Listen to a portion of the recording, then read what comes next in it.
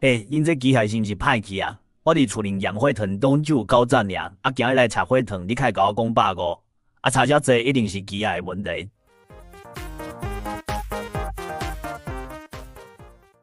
阿北这句话我在检验科听过真的不下100次。今天不是要酸阿北，因为他问得很专业。家用血糖机跟医院在用的血糖机数值有可能不一样，但这个落差是有道理的，不是哪个仪器坏掉了。我是医检师 QQ， 欢迎收看小小观察大大检验。还没订阅的话，等一下记得按一下。我们2周更新一集，这集看完你就会知道家里那台血糖机到底能不能相信，也会知道什么情况下它真的可能会测错。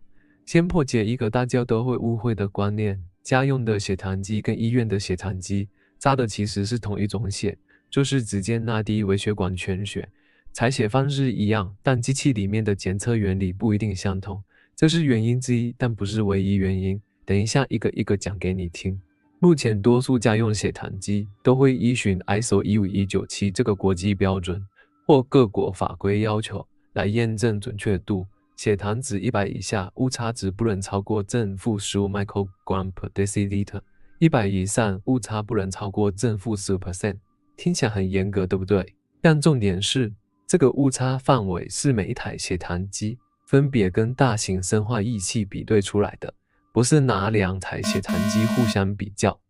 真实血糖如果是150，A 机器测出来135合格， B 机器测出来165也合格，2台都没坏，但放在一起比就能差到30。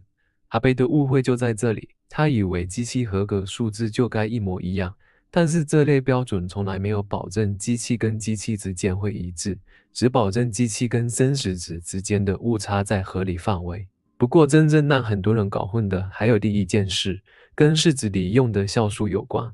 血糖试纸侦测葡萄糖主要是靠葡萄糖氧化酶跟葡萄糖去氢酶这2种酵素，反应机制不同，敏感点也不同。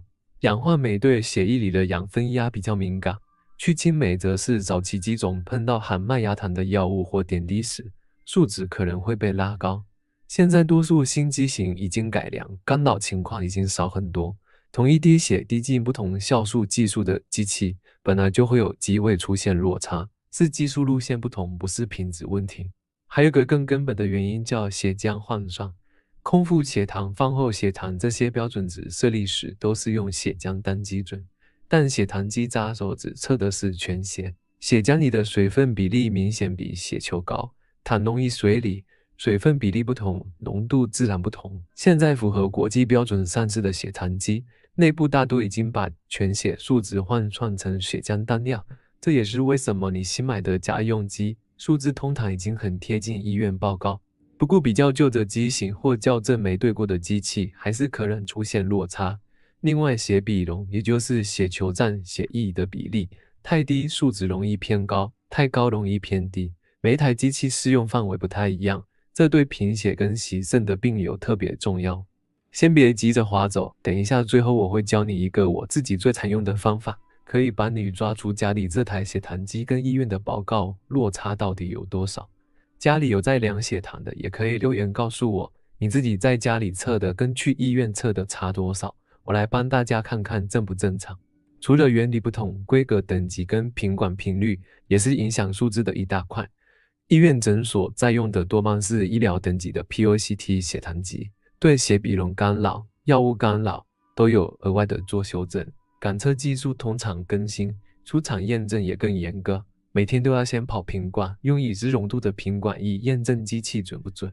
这里澄清一个常见的误会，品管液不是拿来校正机器，而是帮你确认血糖机跟血糖试纸这整套系统的正确性。家里的血糖机呢，大部分的人买回来可能1年都没用品管液测过。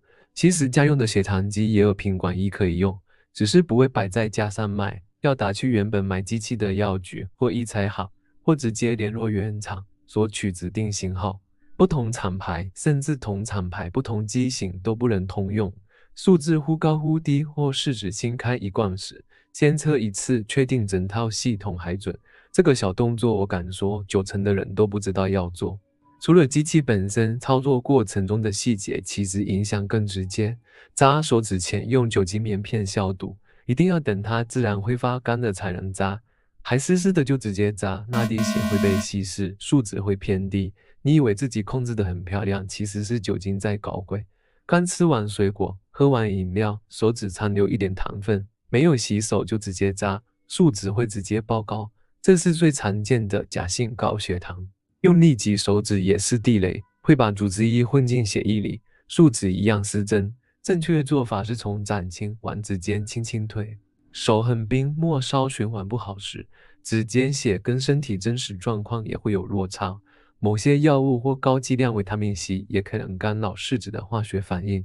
台湾的天气潮湿，试纸开封后，大部分的剂型建议3到6个月内要用完，实际天数要看说明书，也千万不要放冰箱冷藏。受潮或温度不对，试纸化学药剂就会变质。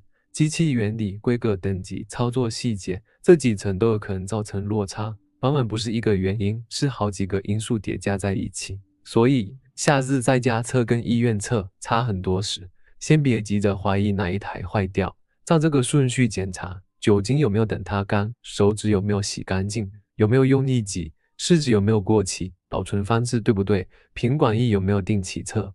刚刚答应大家的方法就是这个。除了平常的品管液，建议每年至少找一次机会，趁你回诊或健检要抽血送检验的时候，前后几分钟内，顺便用你自己的血糖机扎手指测一次，拿这个数字去对照后来领到的正式抽血报告，因为抽血报告是用大型生化仪测出来的，才是真正的参考标准。这样比对，你才能抓出自己这台机器平常大概是会偏高还是偏低多少。以后在家看到的数字才会有真正的参考价值。如果你家里也有长辈在用血糖机，把这支影片直接转给他们看，会比你讲10次“你这个方法不对啦”还有用。喜欢今天这支影片，请帮我点个赞，让更多有这个疑惑的人也能看到。想继续看懂更多检验报告背后的秘密，记得订阅小小观察大大检验。我们2周后见，我是医检师 QQ，下期见。